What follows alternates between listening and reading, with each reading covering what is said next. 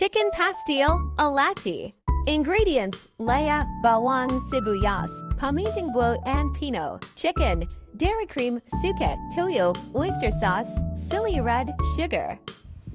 So, ayan guys, nakapagpakulo na ako dyan ng chicken.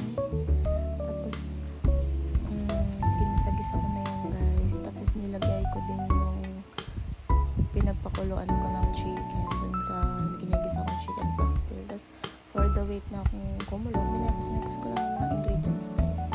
Hanggang sa makita ko yung, matikman ko ng okay na yung lasa niya. So, ayun guys, nakapagluto na ako. Hindi nga ako gumamit guys ng turmeric doon. Kaya ganun lang yung color niya. Tapos, ayun guys, tinry ko. Naisip ko, nag-order pala ako ng ganito. Parang onigiri siya. Tapos, ayun, tinry ko siya guys. Goods naman. So, ayun lang guys. Nasa inyo kung ito-try nyo din yung ingredients na ginawa ko. Thank you for watching guys.